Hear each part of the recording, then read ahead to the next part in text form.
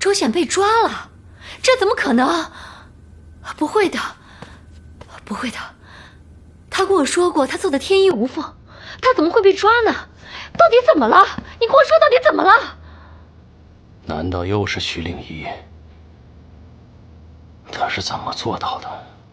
又是他。那现在怎么办？我们现在怎么办？你不是和我说过，周显很忠心，绝不会出卖你。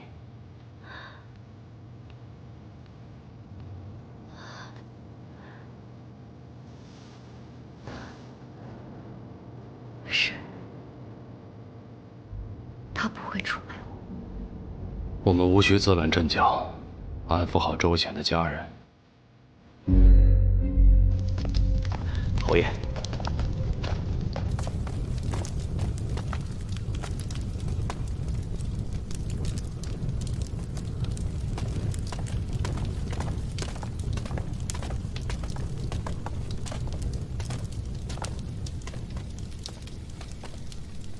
他就是杀害王玉的真凶。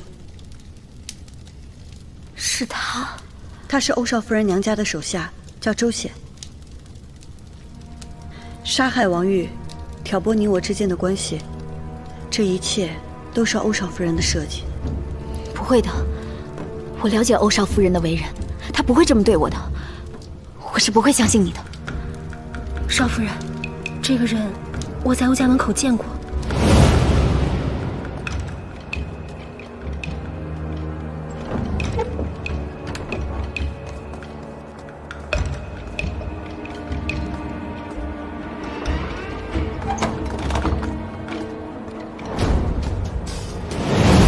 他的脸上有一块很大的黑痣，所以我一下子就认出来了。不会的，欧少夫人不会这么对我的。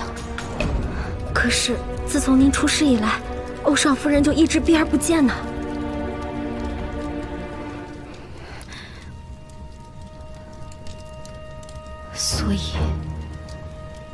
所以是欧少夫人派人杀了世子，然后让我相信凶手是任坤，还利用我去徐家闹事。如今他的目的已经达成，就拒我不前，弃我于不顾了。我还问过江少夫人，只怕王家过继一事，也有他的推波助澜。夫人，原来这一切都是他设计的，是他害死了世子，让我失去了孩子，我中了他的计。二姐，二姐，二姐，你去哪儿？我要让天下人都知道他的罪行，我要让他好看。哎呀，你先冷静一点。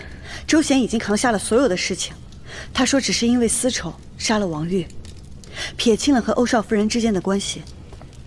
我们现在奈何不了他。二姐，其实只要找到真正的凶手，你的目的就达到了。茂国公会给你一个公平的待遇。不用你教我，我知道怎么做。别以为我会感谢你，这是你欠我的。二姐，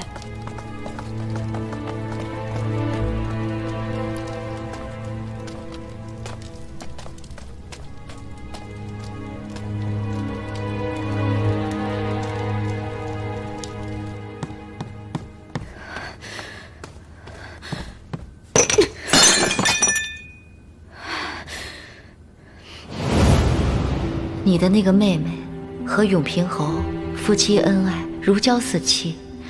如果你的妹妹在永平侯的面前替你说几句话，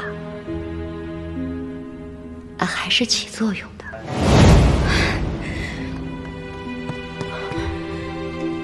少夫人，我把她当姐妹，她却欺骗利用我，绝不能就此罢休。少夫人，您想怎么做？当初他利用我给徐家难堪，以达到目的。如今我要以其人之道还治其人之身。金莲，明日一早你去趟罗家，给我大哥送封信。是。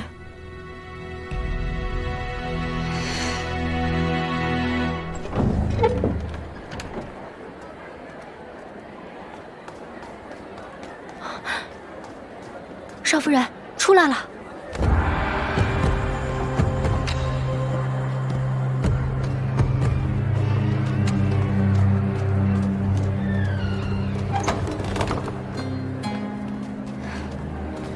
不是说没在家中吗？难不成我这是见鬼了吗？最近家中事情比较多，看来是我的下人怠慢了你，是吗？王少夫人是来找我的吗？你别装了，我都知道了。我夫君就是你害死的。王少夫人，说话可要注意一些。咱们两个可都是在京师有头有脸的人，别让别人看了笑话。你今天要不说清楚，就休想离开。你害死了我夫君，害死了我孩子。今天你必须给我个交代。你说清楚。罗兄，你放开我。你自己心里他们议论的说什么？可是欧家的少夫人。你今天不说清楚，你就别想走。出了何事啊？你不许走！王玉是任坤所害，你为何嫁祸给我？你是不是疯了？真凶已经被抓，你难道还想抵赖不成？凶手我都已经见过了，就是你娘家周家的人。你不仅让人害死我夫君王玉，还挑拨离间，利用我去算计永平侯，当真打的是一手好算盘。你再敢胡说，你就莫怪我对你不客气。听闻王玉被周家人所害，难道真的与欧家的少夫人有给我一个说法？那与欧少夫人争执的女子，唤王玉为相公，那岂不是说？惭愧啊，正是舍妹。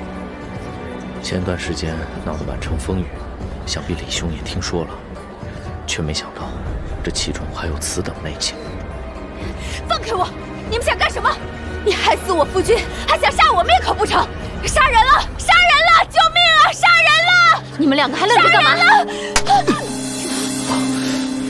想跟我斗，你也不看看你有没有这本事。欺负人！以后再敢胡闹，就不是一个巴掌这么简单。二妹，大哥，欧少夫人，不知舍妹哪里得罪了你，竟然当街动粗。罗大公子来的正是时候，令妹应该是失心疯，你应该把她带回家，好好管着才是。别让她在这儿胡言乱语，污蔑我，不然的话，我会追究到底的。大哥，我没有胡言乱语，那周家下人定是他指使的。金莲曾在他家门口见到凶手出入。哼，凶手虽是周家的人，但应该是私人恩怨，与我有何干系？刚刚还说任坤是凶手，怎么这下藏不住了吗？你也不要得意，凶手早晚会供出你来的。休得胡言！欧少夫人纵奴行凶，杀人栽赃，不知欧侍郎和周尚书是否知晓？你们把这些闹事的人都给我轰走！欧少夫人身为礼部尚书之女，当真是大家风范。今日真是让李某大开眼界。又冒出一个爱管闲事的人，你是谁啊？在下与罗兄乃是同窗，同为翰林院庶吉士。今日本来没想多管闲事，但眼见欧少夫人这般卑劣的行径，忍不住想去与我那些同僚同窗们说上一说，也好论个是非曲直。放肆你！欧少夫人也不必多说，真相究竟如何，想必督察院自然会调查清楚。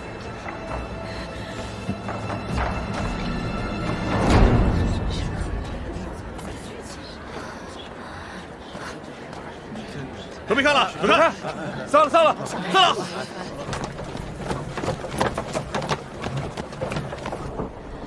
我知道不能坐实他的罪名，可经我这么一闹，再加上大哥的同窗相处，欧少夫人杀人嫁祸一事，人尽皆知。就不相信对他毫发无损。这件事就算告一段落了，不要再去想了。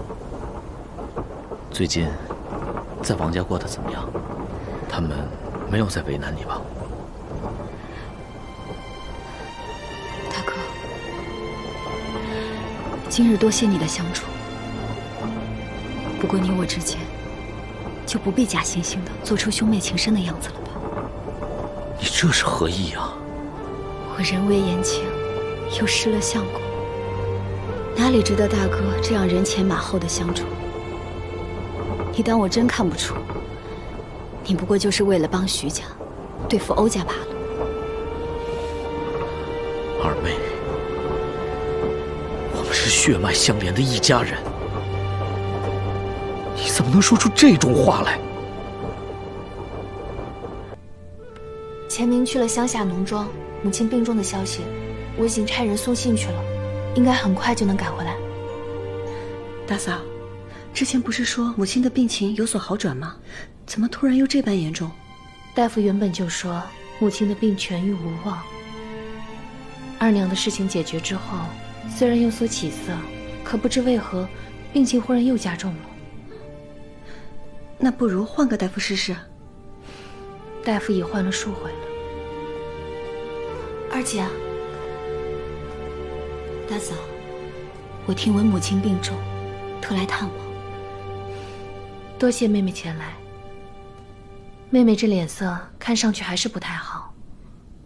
妹妹虽然年轻，但也不要大意了，这样拖着，就怕会落下病根的。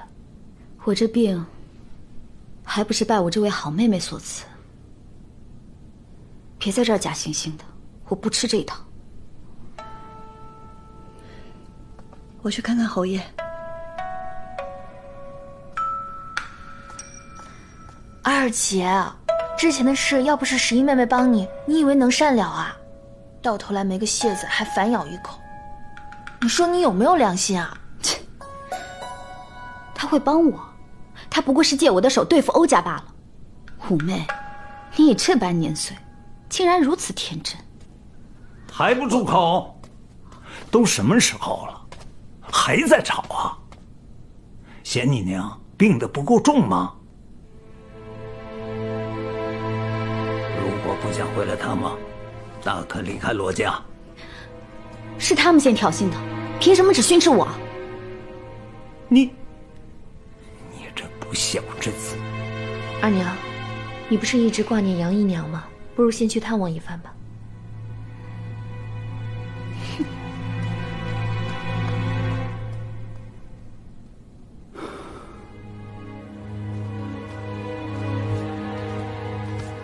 娘，我来看你了。二姑奶奶，你总算回来了。娘，娘，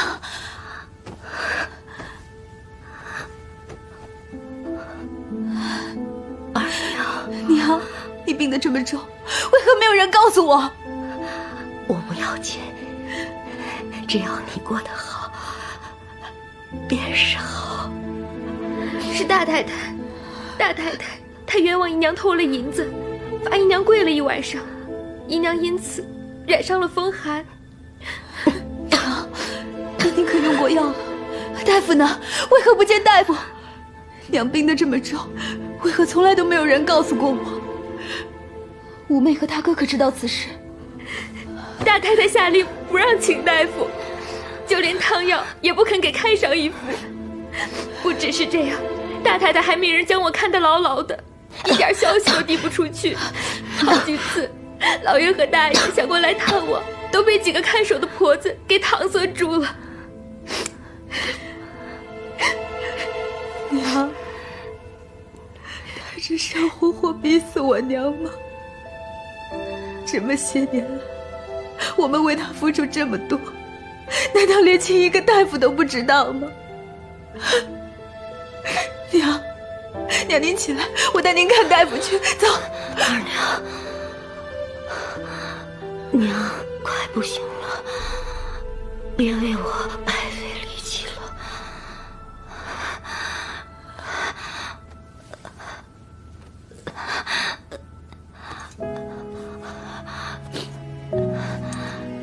来，娘只有这些了，其他的都被大太太收走了，剩下这些，你拿着，拿去帮神。枕头下还有一些银两，你都拿着。不要不要，娘，我什么都不要，我只要你。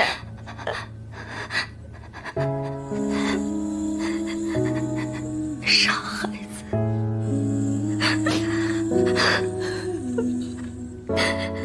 娘陪不了你了。只是我想见老爷，我想见老爷最后一面。我要告诉他，若有来生，我绝不做妾。娘，你不要吓我！娘，你不要吓我！娘，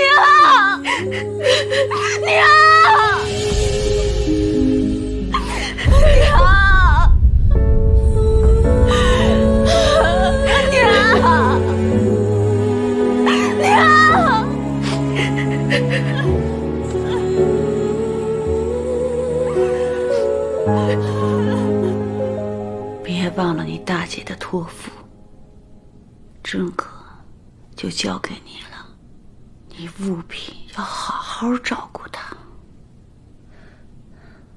母亲放心，母亲，您一定会好起来的。我的身体，我心里有数。叫他们都进来吧。是。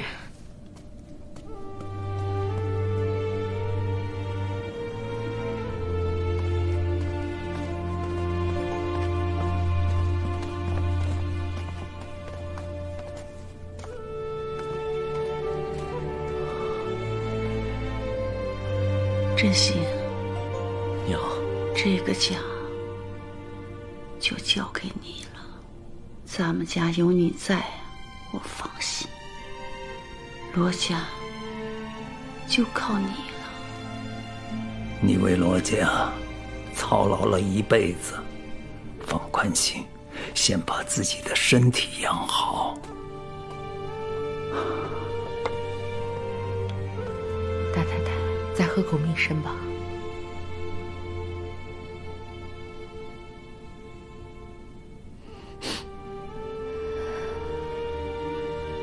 母亲，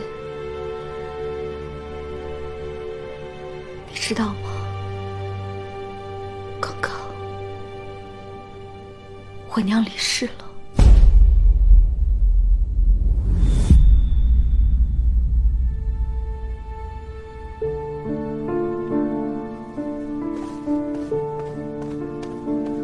杨姨娘到底先走了。元娘和你一样，一辈子精于算计，为何年纪轻轻就死？你可想过？元娘，元娘，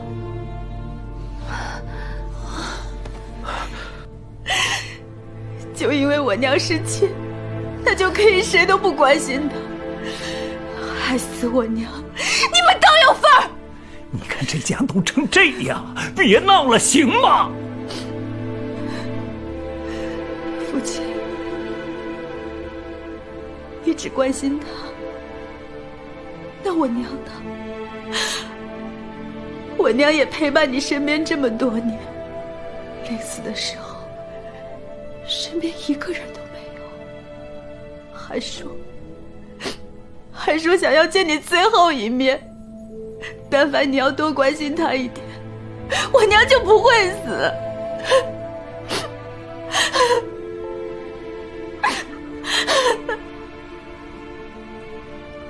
是我不好，我害了他。元娘。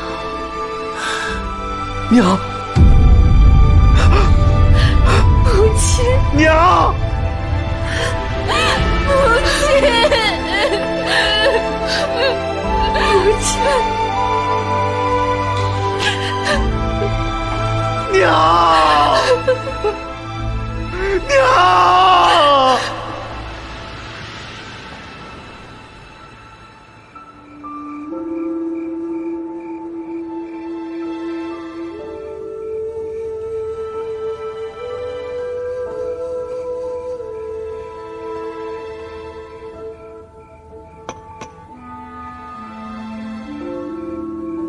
夫人在想些什么呢？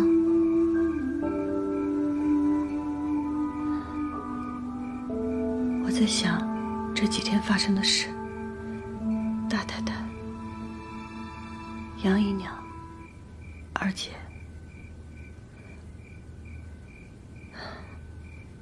之前觉得他们可恨，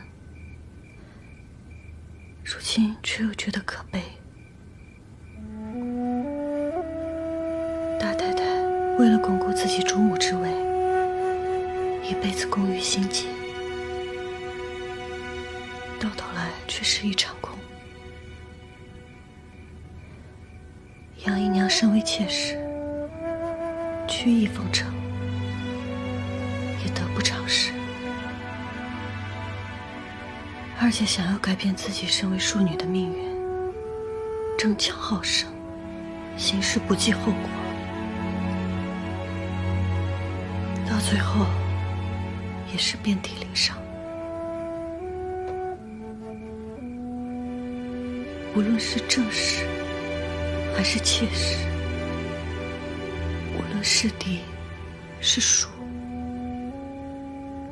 只要身处后宅，好像最后都逃不过悲惨的命运。夫人，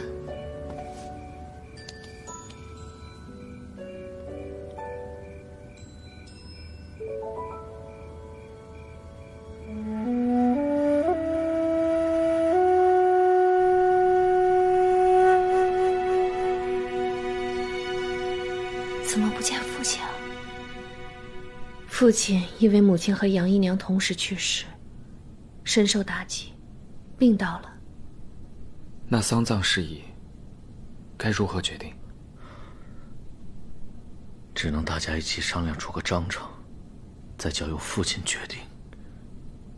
罗家在京师也算是有头有脸的人家，岳母的葬礼绝不能马虎。母亲为罗家操劳一生，她的丧礼必须要重视。只是父亲一直未复职，朝中之前的同僚也少有往来了，这丧礼难免冷清。可若是从简，恐又伤了父亲的颜面。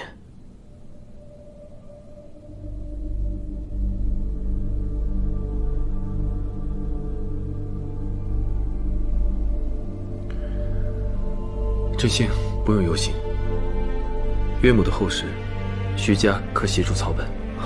这怎么使得？怎敢劳烦侯爷？这于理不合，万万不可。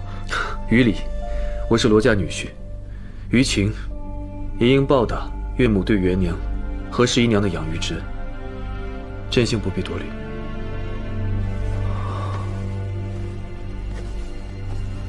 侯爷的好意，真卿铭记在心。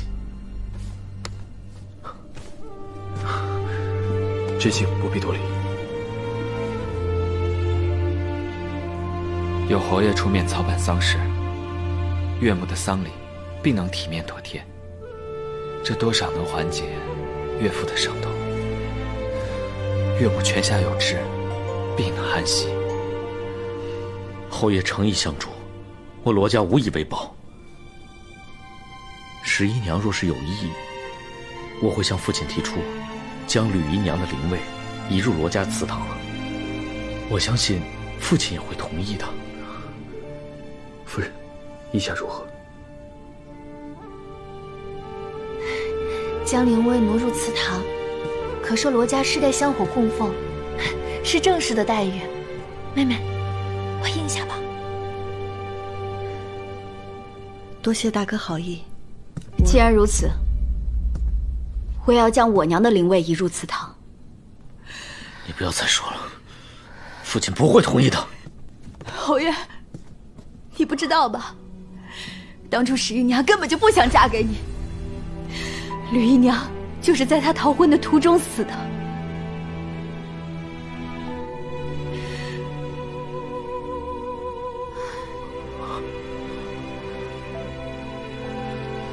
这件事我早已知晓，你何必枉做小人？你知道了？十姨娘是我夫人，自然任何事都会与我坦诚，怎容他人挑拨？大哥，刚刚我的话还未说完。大哥的好意，十姨娘心领了，但是我娘生前为妾室，已是身不由己。我相信，她并不想以妾室的身份继续待在罗家。我娘的灵位，我想自己供奉。即使这样，也随了你的心意吧。我这辈子，我受够了。若有来生，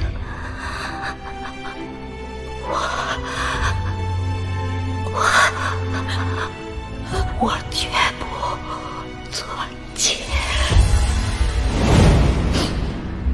若我娘不能入祠堂，我就把她的灵位带走。如果她死后还要在罗家为妾，只怕她生生世世都不得安宁。你若执意如此，我们也没有什么好说的。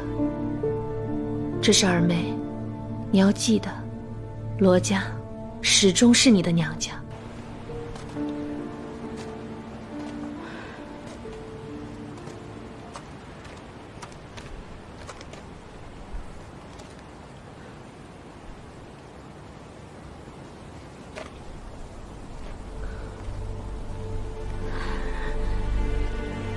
少夫人，您这又是何苦呢？如今你已经过继了孩子，日后只要跟罗府和徐府好好相处，日子都会好的。可你，因为他们，我娘死了，难道我还要仰仗他们的鼻息过活吗？与其这样，我还不如死。少夫人，金莲，你说我这样有错吗？我只是想好过一点，怎么就落得如此这般地步？我这样活着还有什么意思呢？少夫人，少夫人，少夫人，少夫人，少夫人。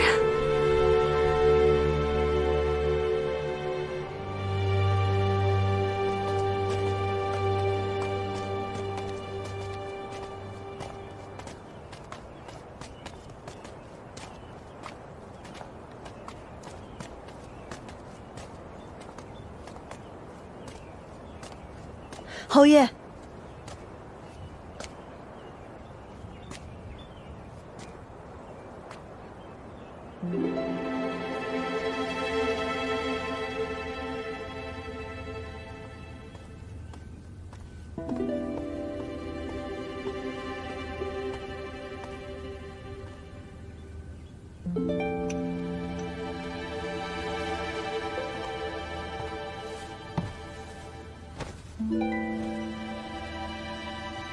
多谢侯爷操持母亲的丧事，帮罗家维护体面，十姨娘谨记在心。你我夫妻一体，遇到难题理应相互，不必如此客气。之前二姐提到有关逃婚的事，本来想跟侯爷解释，但一直也没有机会。都过去了，我不用解释。我还有要事，我先回去了。二姐说的没错，一开始我的确没想嫁给你，我也逃过婚。所以，当你发现你母亲的死和我徐家有关，你才决定违背自己的心意嫁给我。是，一开始是这样，没错。可当有证据显示是我害了你娘，你才毫不犹豫地相信。在你心里，我不是一个值得你信赖的人，所以你才不曾相信我。对不起，侯爷，是我的错。所以长久以来，你只是为了弥补你心中的愧疚。在你心里，我到底是什么？我知道侯爷一直都对我很好，哪怕我伤了你，你还是依然维护我、保护我。都是我的错，是我辜负了侯爷。所以，你对我只有歉意和感激，对吗？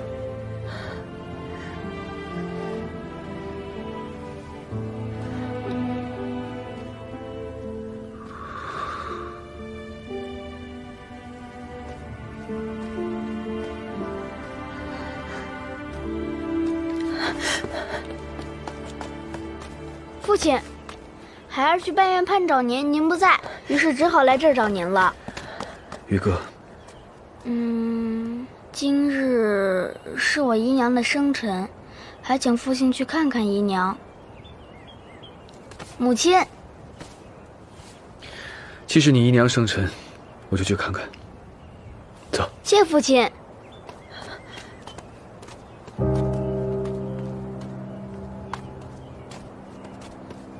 夫人，侯爷走了。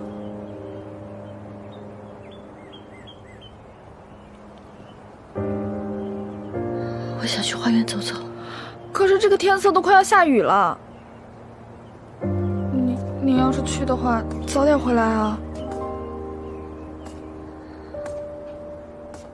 侯爷，您今日能抽空来陪妾身，妾身真是感激不尽。来，喝一杯吧。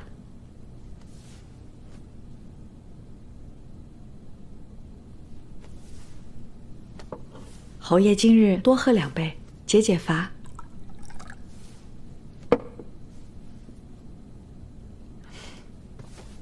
侯爷吃菜，今日准备的呀，全都是侯爷最喜欢吃的菜。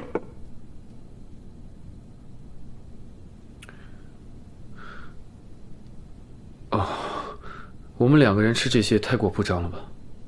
怎么不让玉哥过来一起吃呢？玉哥还有功课要做，做完了就过来吃。侯爷也是知道的，玉哥从小就是这样，认真做功课，拦都拦不住。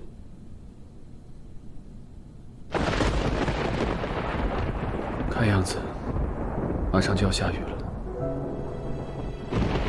侯爷，您平日公务缠身，难得放松一下，眼看着天就要下雨了，不如就在这里歇下吧。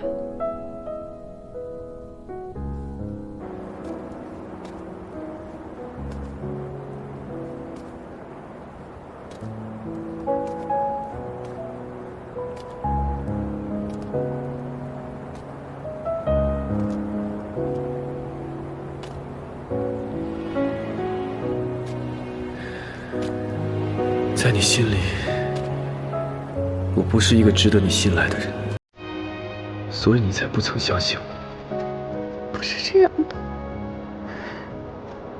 不是这样。所以，你对我只有歉意和感激，对吗？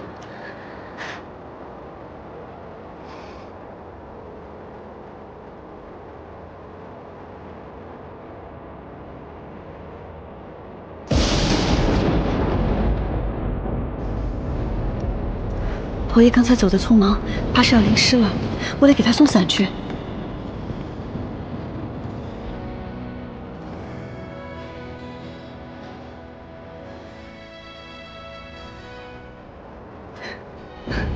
我怎么给忘了？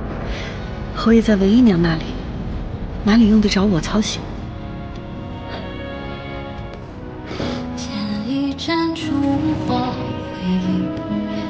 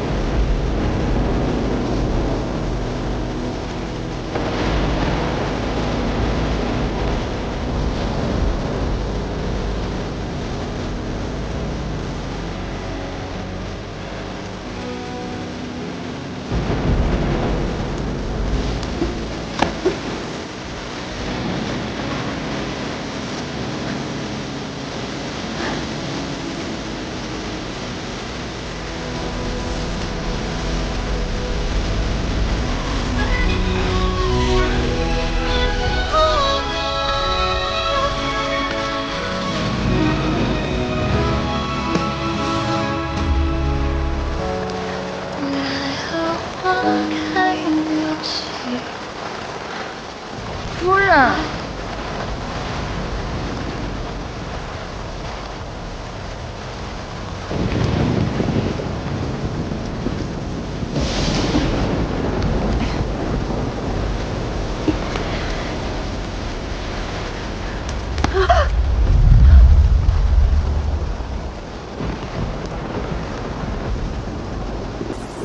怎么这么不小心？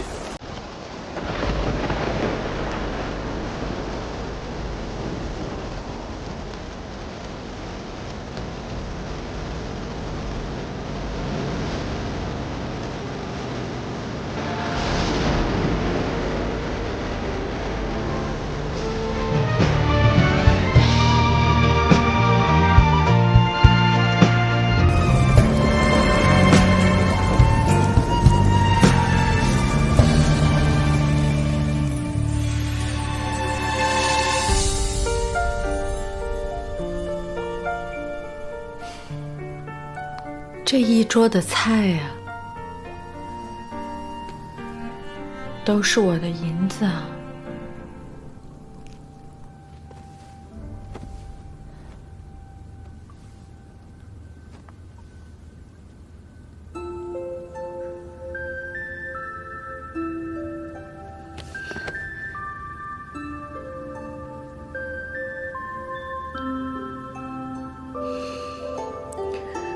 下着雨，还不赶紧回来？要不是遇上了我，你还要准备淋多久的雨？侯爷不是在文姨娘那儿庆生吗？怎么会突然出现在花园里？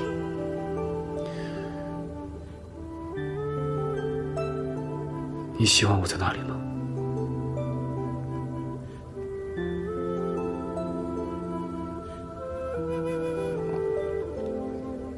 之前我的话说的有些重，别往心里去。夜深了，早点睡吧。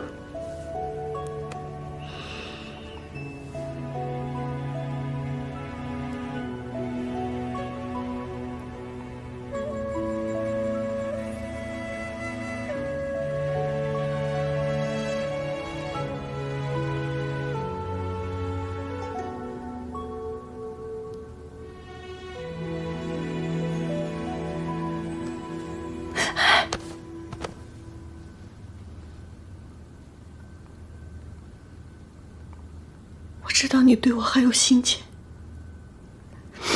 今天就算你不想听，我也要说，对不起。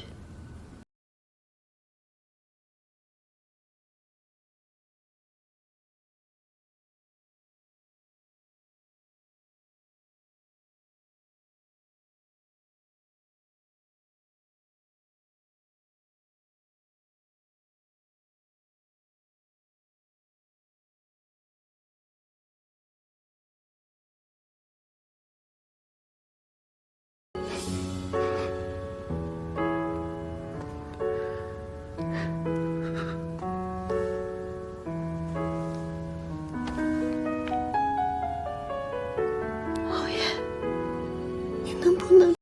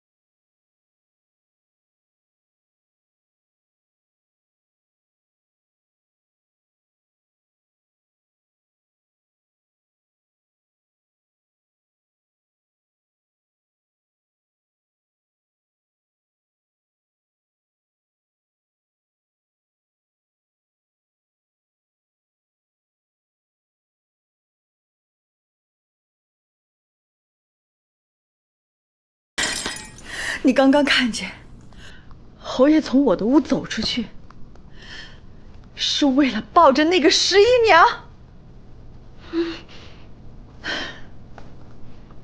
这个十一娘，她平日里处处为难我就罢了，可是今日是我的生辰，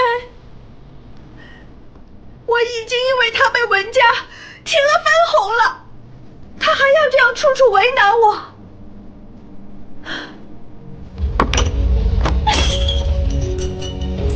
我跟他没完！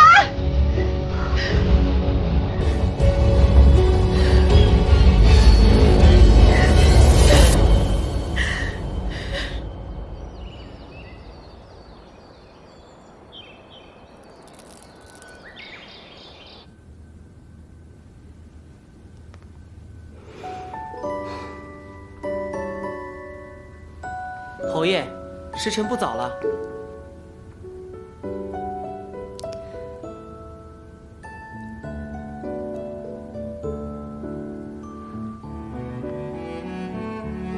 吵醒你了。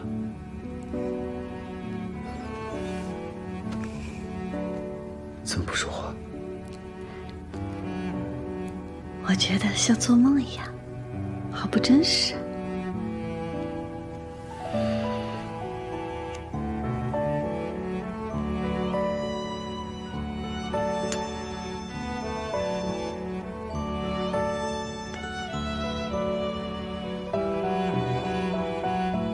这样还想做梦？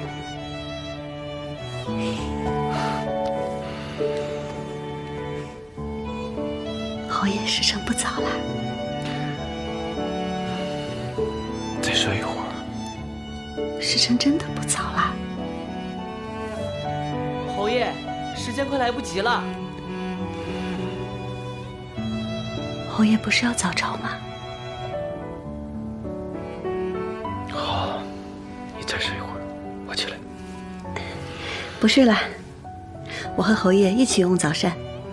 从今日起，每天都和侯爷一起用早膳，然后送侯爷出门上早朝。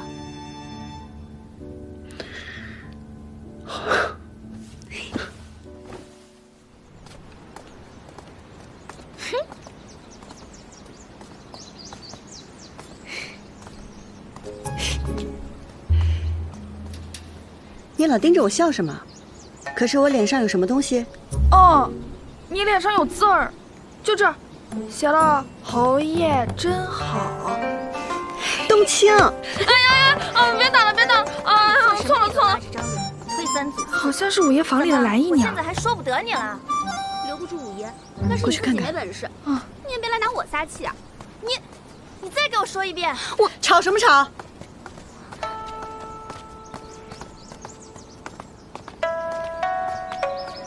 四夫人，都是自家姐妹，有话好好说便是。什么好姐妹？有的人一当上姨娘，就摆出一副主子模样，天天把人当奴婢使唤，哪里还有什么情分？四夫人，你可是听到他说什么了？四夫人给评评理，是五夫人让他来伺候我的。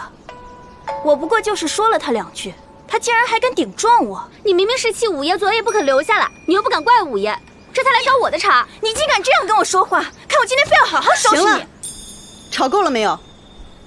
若闹出什么事，徐家家规可不留情面的。要没什么事，就回去吧。是。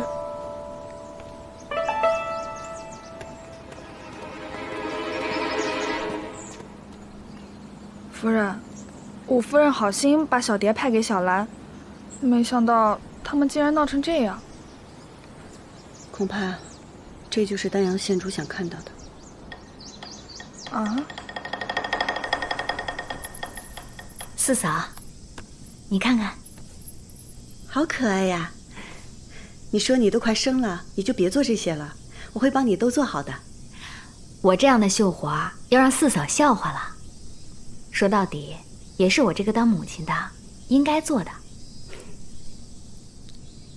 好看，好看。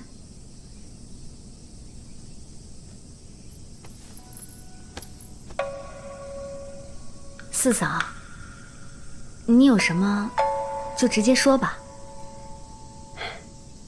刚才在来的路上，我看见蓝姨娘和小蝶起了争执。县主，你若是觉得受了委屈，千万不要闷在心里。不知县主可有找五爷聊过？其实县主真的可以试试，找五爷开诚布公的聊一聊。若只是郁积于心，做下些违心事，只怕日子久了会伤了情分。四嫂此话从何说起？五爷待我这样好，我有什么好委屈的？又怎么会做违心之事呢？或许是我想多了。那我屋里还有事，就不打扰县主休息了。哎，你身子不便，就不要起身了。那四嫂慢走。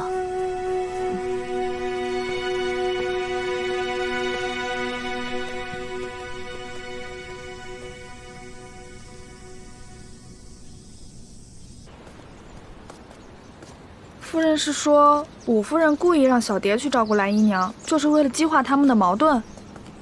看来丹阳县主并没打算收手。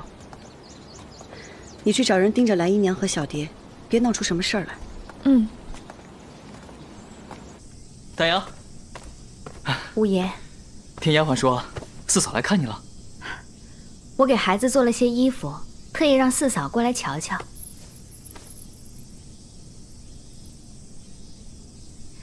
你昨晚回来的迟，我还以为你在外面遇上了什么事，让人瞎操心了一晚上。今儿一早听石妈妈说，昨儿晚上你是在小兰房间里用的饭。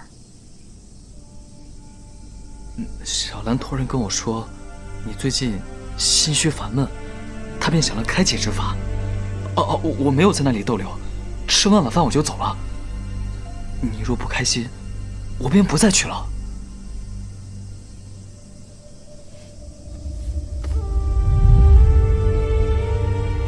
这点体面我还是有的，又怎会跟一个姨娘争风吃醋呢？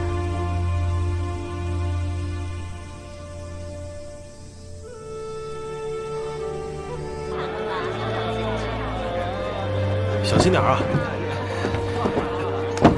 小心，小心啊！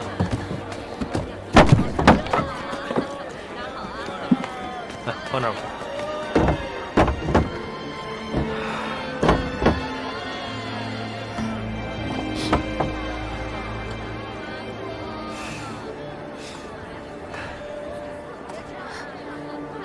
没关系的，不就是关了铺子而已吗？既然景气不好，放弃也好。等孩子出生以后，再想其他办法也不迟。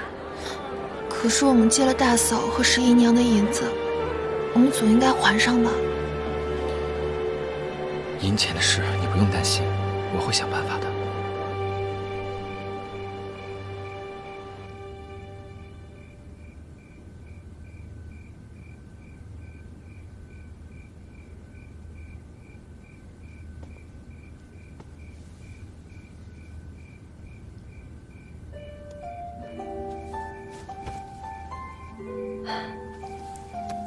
侯爷来了。看什么呢？看得这么入神。我听说吴姐的干果铺子因为经营不善关门了，还赔了不少钱。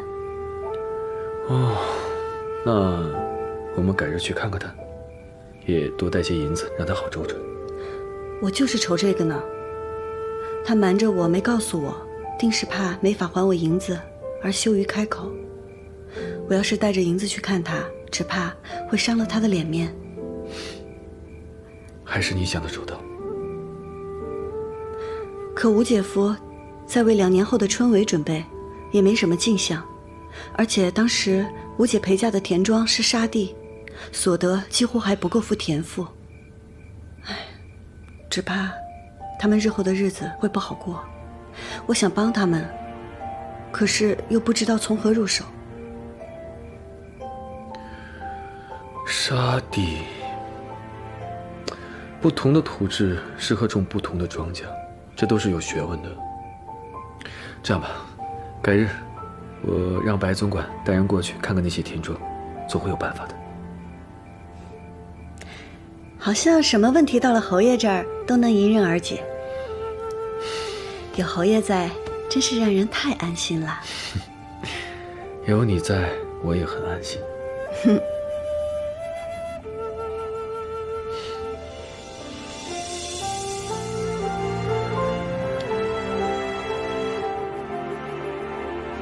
你说你关铺子这么大的事儿，你怎么都不跟我说一声呀？就这么稀里糊涂的把门给关了。我和你那吴姐夫，那都不是做生意的料。关了铺子，损失小一点吗？就是，其实我今儿来就是想跟你商量这件事儿。之前不是问你和大嫂借了银子吗？我得过段时间再还你。哎呀，吴姐，你快别这样说。之前说好了是要入股的，哪有关了铺子就找你还银子的道理？别这么说。不过，铺子关了你也别气馁，我有个好消息要告诉你。什么好消息啊？吴姐陪嫁的田庄，侯爷已经让人去看过了，正适合种甜瓜。我帮你算了一笔账，那按照往年的收成和市价，刨去成本，1年怎么着还能剩下几10两银子。而且种地的农人也已经找好了，就等吴姐点头了。你这让我说什么好呀？我那婆婆眼看着就要来照顾我了，我正愁呢，家里这入不敷出的怎么办是好呀？你看你这就给解决了，你说我怎么谢谢你啊？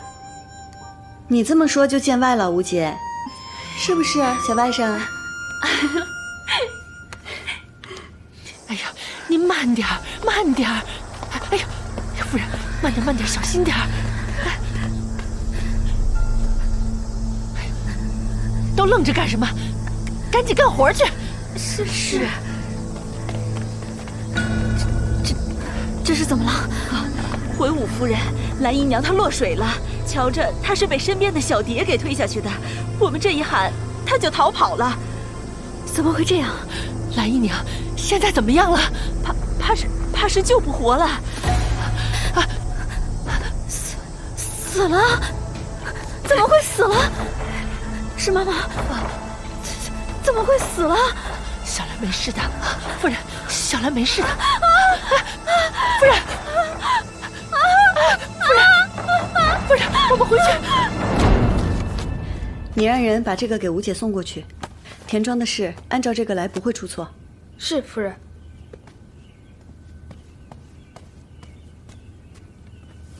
夫人，不好了，吴夫人受了惊吓，这会儿怕是要生了。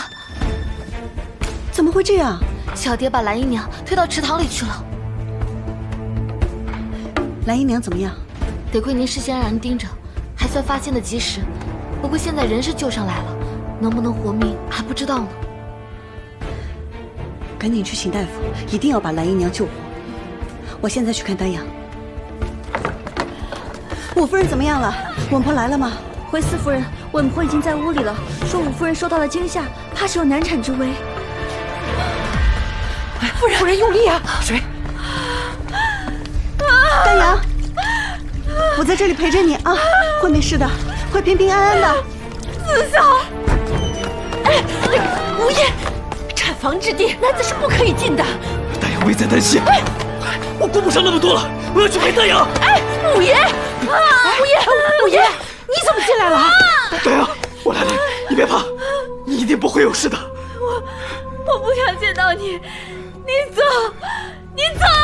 丹阳，丹阳，再用点力，夫人！哎呀，不行，不能让夫人昏过去，否则大小都保不住。快点！丹阳，你醒醒！丹阳，夫人，活了，蓝姨娘救回来了。丹阳，你听见没？蓝姨娘没有死。丹阳，你醒醒啊！丹阳，醒醒！丹阳！丹阳！哎呀，你说这丹阳好好的，怎么突然就难产了呢？她现在到底怎么样了？母亲，你放心，丹阳是有福之人，一定会没事的。阿弥陀佛，保佑丹阳母子平安。阿弥陀佛，阿弥陀佛。恭喜太夫人生了一位小公子，母子平安。哎呦，太好了！太好了！快去看看。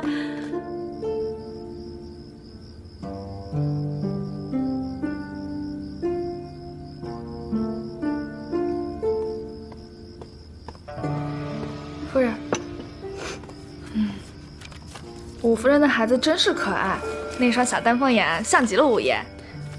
还好有惊无险，丹阳和孩子都平安无事。经过这次的事儿，五爷应该再也不敢乱来了。夫人，你放心，侯爷不像五爷那般糊涂，他一定不会让夫人受委屈的。我知道，侯爷真心待我，我已经很知足了。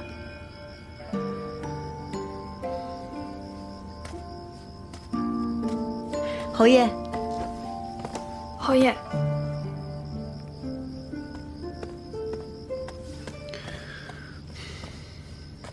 我刚也去看了那孩子，粉粉团团的，很是可爱。吴迪还让我感谢你，说多亏了你，丹阳才能母子平安。哪里？他最该感谢的应该是县主，县主很辛苦的。对，丹阳自然是辛苦，但你是功不可。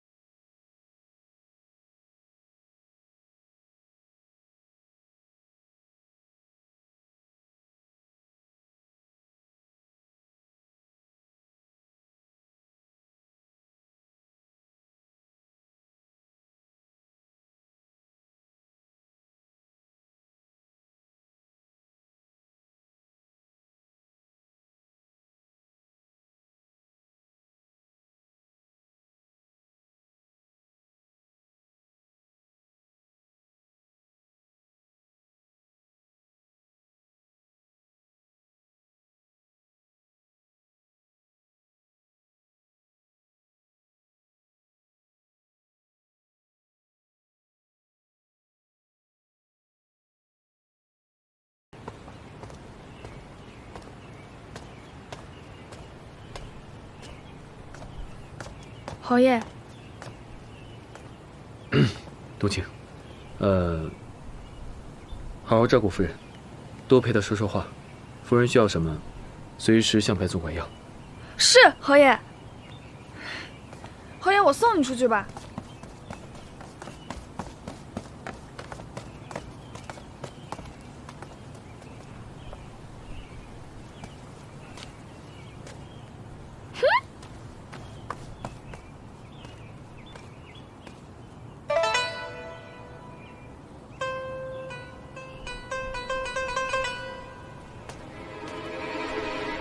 哎呀，真可爱！你看他这双眼睛，一看就是徐家子嗣。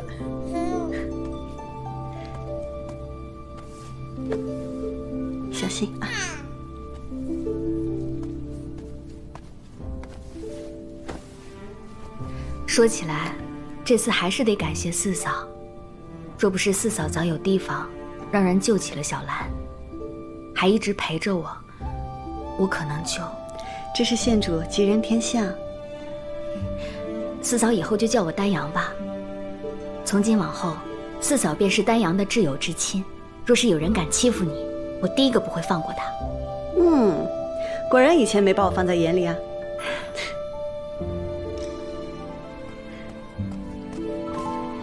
夫人，兰姨娘来了。她来做什么？她……夫人，四夫人说，是夫人派人救了我，奴婢感谢夫人的救命之恩。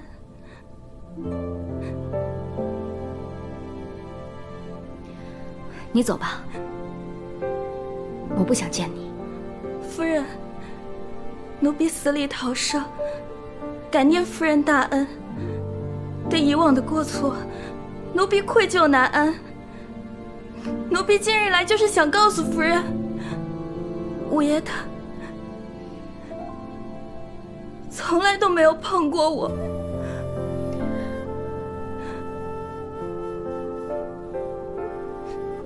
奴婢知道五爷喝醉了之后，就什么都不记得了，所以奴婢才起了私心，故意让五爷误会。你说的都是真的？奴婢如今还是完璧之身。原来一直以来都是我误会了他。夫人，五爷来了。五爷这几日寝食难安，消瘦了不少，可见心中煎熬，你好好宽慰宽慰他。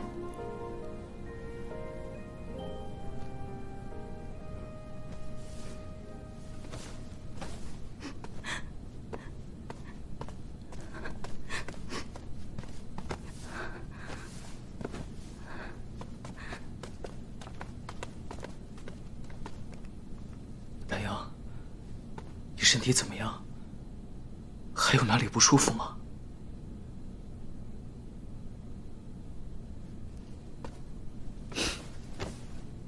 多亏我没有，不仅一事无成，还总让你担心。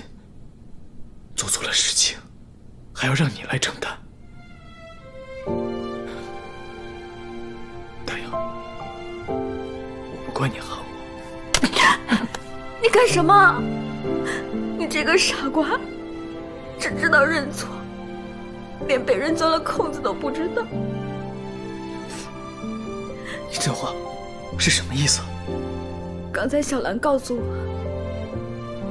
那晚你只是喝醉了，根本就没有碰她，是她借你酒醉之意，诓骗于你。这么说，他一直在欺骗我们。太好了，丹阳，我没有做对不起你的事情，我没有让你失望。对不起，五爷，都是我的错，不仅惹得我们夫妻不和，差点连孩子都没有保住，都怪我。丹阳，一切都过去了，我们不提他，我们还像以前那样好好的过日子，好吗？我再也不怀疑你了。小兰欺骗我们这么久，着实可恨。我现在就派人把她送去乡下避庄。小弟也行凶害人，也应当送到官府。可若不是他告诉我实情，我还会继续误会你。他也算是功过相抵，而且我也做了对不起他的事。我看这样吧，你把卖身契给他们，再给他们一些银两，让他们离开徐家吧。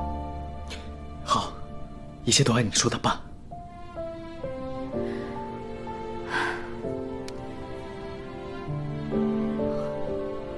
都是我的错，你一点也没错。我的夫人是善良大度、通情达理、敢爱敢恨、国色天香的好夫人。你又瞎说。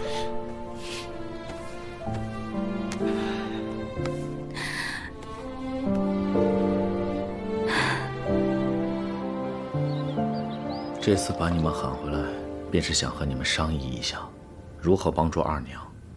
金莲送信回来，说二娘这段时间一直缠绵病榻，我几次派人去探望，都被她阻在门外，也不知道她如何了。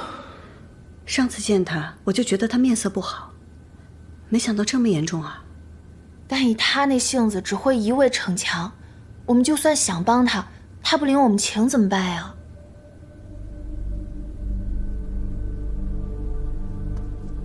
大爷，金莲来了。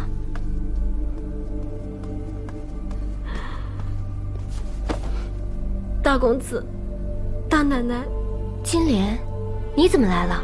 是二娘出什么事了？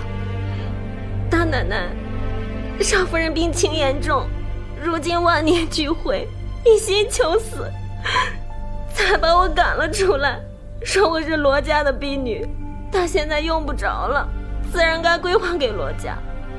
说以后生老病死也与他不相干。怎么会这样啊？大公子，大奶奶，少夫人她实在是没有办法了呀。现在家里的家事都由世子的亲娘王刘氏把持着，王刘氏心狠，苛待少夫人，他把我赶出来也是为了避免王刘氏把我送给一个年老的官夫。那茂国公和王夫人呢？他们就这样放任王刘氏不管吗？国公爷自世子爷死后，就一心修行，不理家中事了。夫人也病得糊里糊涂的，身边全都提上了王刘氏的人，我们就根本见不到他老人家。现在少夫人身边，怕是连个端茶倒水的人都没有了。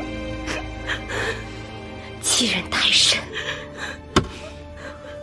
我这就去王家。我倒要看看这个王刘氏能翻出什么浪来。哎，大哥，大嫂，还是我去吧。这事儿我们姐妹之间更好商量。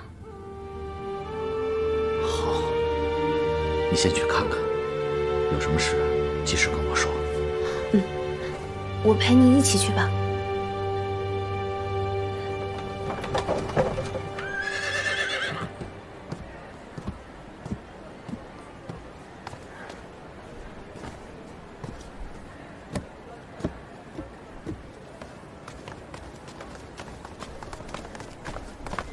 哟，金莲，我说呢，原来是出去搬救兵去了。可是少夫人现在不方便见客，你们呐，还是哪儿来的哪儿回吧。你知道这位夫人是谁吗？就敢大放厥词？就凭你，能请来什么样的人呀？我是你们家少夫人的妹妹，罗11娘。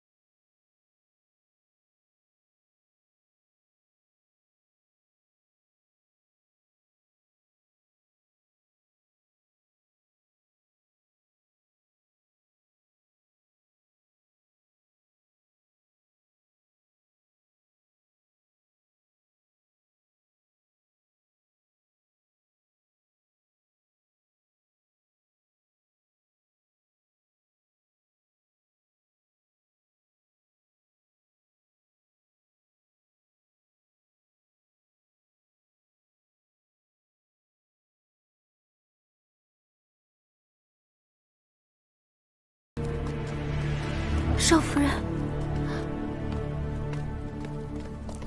二姐，二姐，这怎么会变成这副样子啊？我不是说让你走吗？你怎么又回来了？还把这些不相干的人给带来。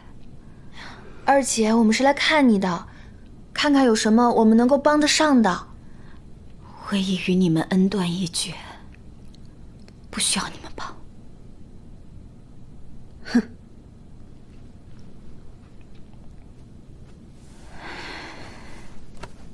你笑什么？我当然是笑你呀！你除了会在我们面前蛮横，你还会什么？我真是看不起你。少夫人，你说什么？原来我瞧你虽是狂眷，但好歹还有几分傲骨。没想到是我看走了眼，你只不过是个外力内忍之辈罢了。看着罗家的人处处让着你，你说话行事便肆无忌惮。可谁知遇到了外人，却胆小如鼠，颜面气节全然不要了，还让你的丫鬟低声下气的来找我们求助，真让人不齿。从今往后，你可别说你是我姐姐，丢人现眼。妹妹，这话可说不得呀！你有什么资格说我？你不过就是因为嫁入了徐府，遇到了永平侯这个好丈夫，除此之外，你有什么比我强的？起码我不会如你这般遇事只会逃避，除了使一些旁门左道的手段把事情变得更糟糕以外，从未正面应对过。哪怕是现在，你也只会自怨自艾，在这里等死。罗二娘，你真是没用，你活该众叛亲离，一无所有。你给我闭嘴！二姑奶奶，本来我一个下人是说不上话的，但我实在忍不住要为我们家夫人说几句。夫人她并没有您想象中的那么一帆风顺，她刚嫁入徐家时也是困难重重，旁人的栽赃陷害和阴谋诡计从未停止过，但她并未怨天尤人，而是凭自己挺了过来。她能有今天，不都是靠侯爷？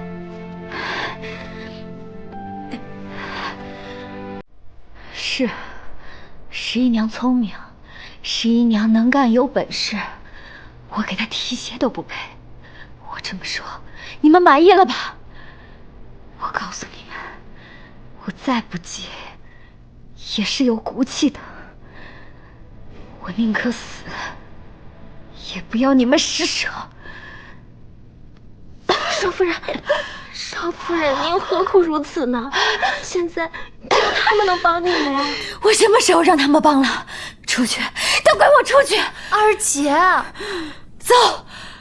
好，那你自己的丫鬟自己负责。走。不是这。